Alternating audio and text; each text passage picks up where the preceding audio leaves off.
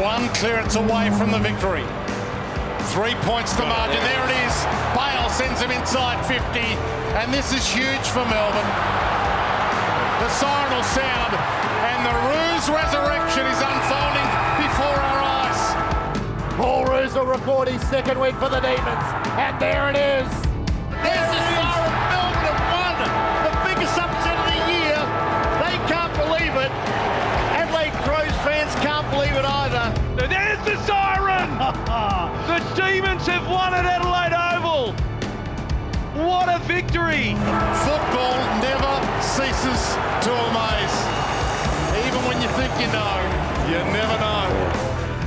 It will put a smile on a great many faces, especially Paul Roos. Roosy, well done. Yeah, thanks, boys. Oh, come on, lift it. I saw her in the box from the siren. It's been 14 years, mate, since the coaches won in Adelaide at Melbourne Footy Club. No, it was great. It was great for the players and great for the club. And I didn't realise Bomber until after the game.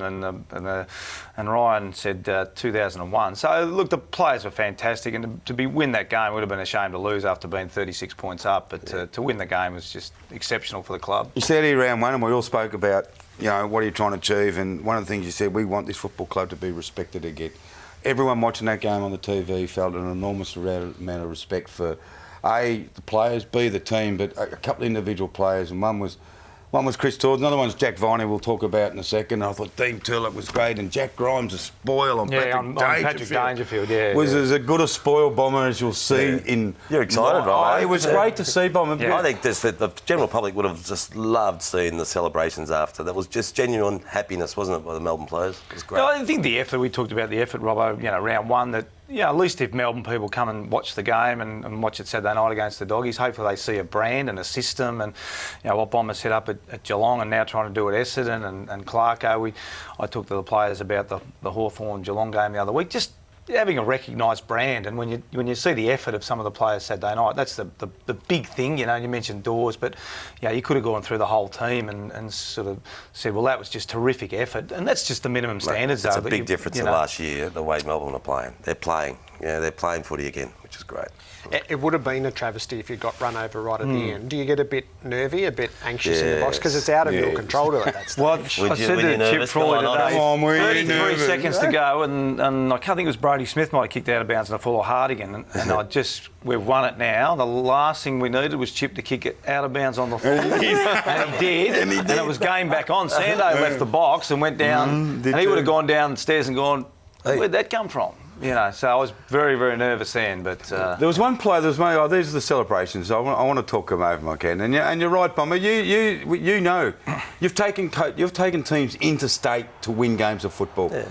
And Adelaide, I know they're only playing at the Adelaide Oval now. It is tough. There was one game Geelong won and broke the hoodoo and broke the streak. And how significant? It was like the Geelong players and the crowd just absolutely loved it, winning in Adelaide.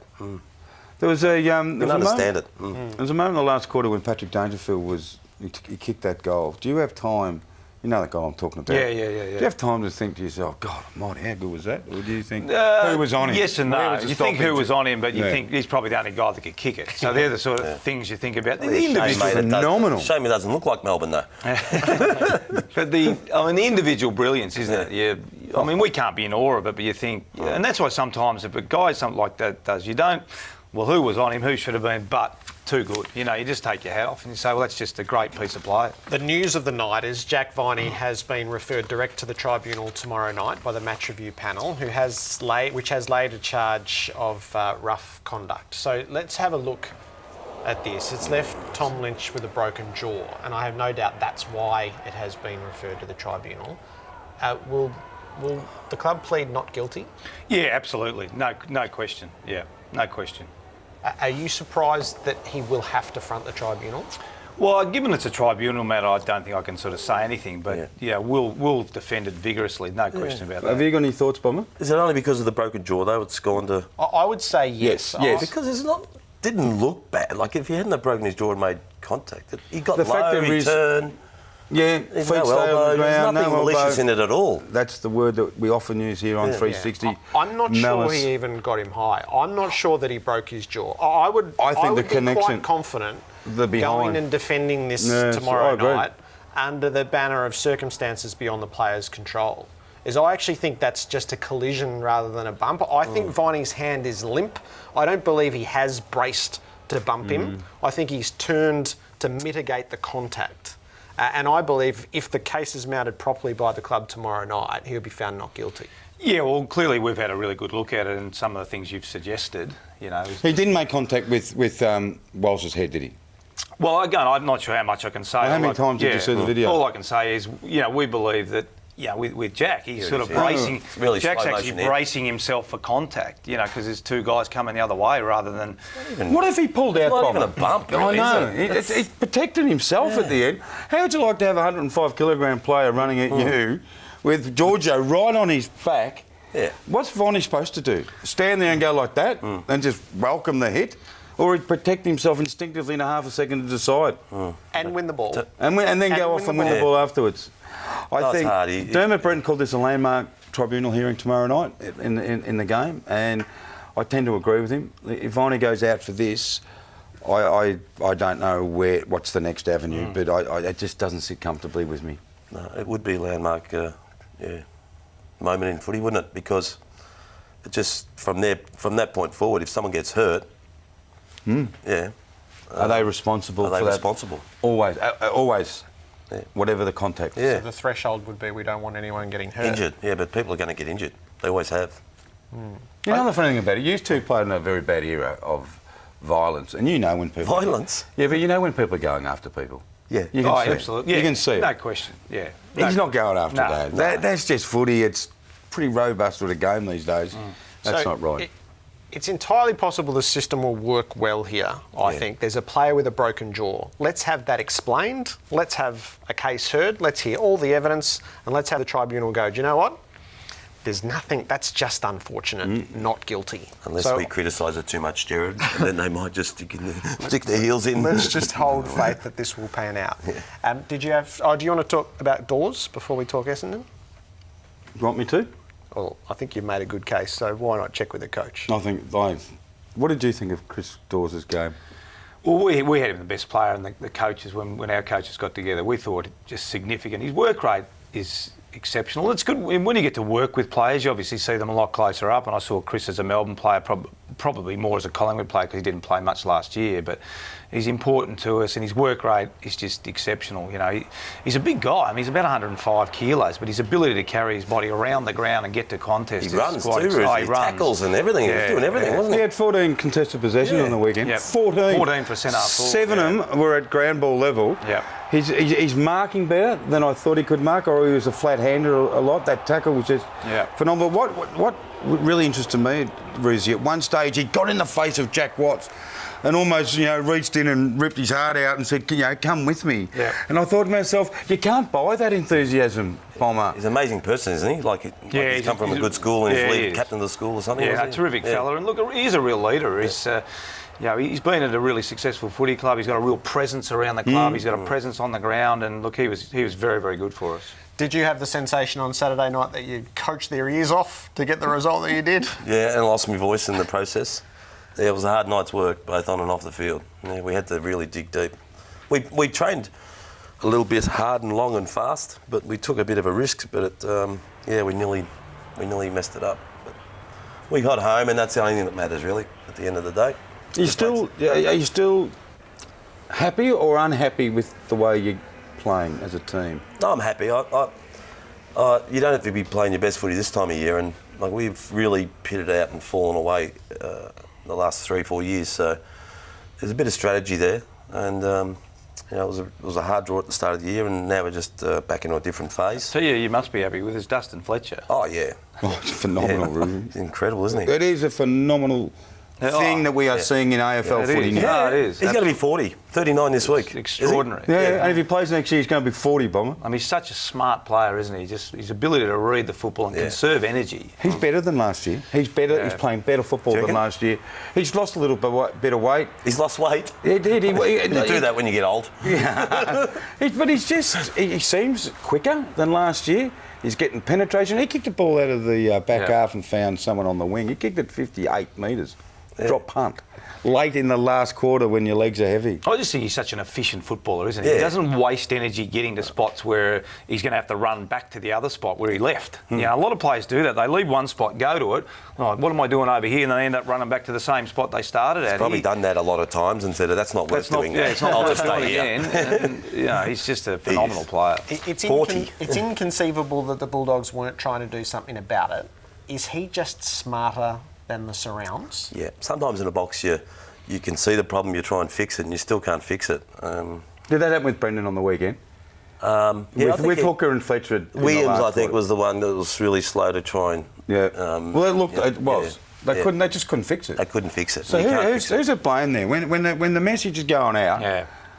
either they're not listening or the urgency of the message is not getting through. When you have the review, And it's who's to blame for that? And your head's going crazy. If you're a player, their heads go. Because So the runner ball will was go out going and talk to boom, them, boom. Yeah. and it's like they don't hear it. So, Sometimes a player will get a message and he's got to be strong on accepting that message, Yes. but then another player will tell him to do something, but he doesn't know that the coach has given that player the message. It's just talking about the urgency Yeah, of so the it just becomes messy on the ground. So it really probably is incumbent on when the player gets a message, until he gets another message from the coach, he's got to stick with we talk that. we talk about coach's message. This is one from the box. Yeah, There's that's a message right. from the coach. And they go, oh, yeah, well, We better do this one then, and then they go, don't do it. The demands of leadership, so there would have been a lot of demands made at half-time. As how this played out on the ground, Joe Watson and Dyson Heppel. And I'm not sure whether you've necessarily seen this. I have seen it, yes. What's he saying, do you think? I haven't guess spoken that's to him. about positioning. Yeah. You're supposed to be here. Yeah. No, Now go there. Did he have a bit of a run with roller, or someone was tagging him on the weekend? Who? Heppel. Hep. Yeah, can you remember? They went to Stanton. No, Heppel. Yeah, they put Picken on Yeah, Stanton. yeah, they put Picken on Stanton. Yeah, we went with their captain, Griffin, and then went to Dalhouse because he was bobbing up. But no, he would have just played in the midfield on a whole host of people. We've encouraged them to start coaching themselves out in the ground, and that's what they're doing. You said that at the start of the year when we're talking about the drop in interchange. Yeah, that's right. Yeah. These guys must start coaching a bit more around the ground. The two runners. One runner, the number of times you haven't got a runner to send out a message. Have you missed it? Yeah. Oh, for a young team, I think we touched on it, and I think Clarko mentioned as well. For an experienced team, it's a huge. But 7 weeks in, have you missed it? Oh, absolutely. You? No question. Yeah. It's a lot different. It's a lot different. Robbo, we encourage people to start doing that. They're talking to each other on the ground, which is great. That's something they hasn't done.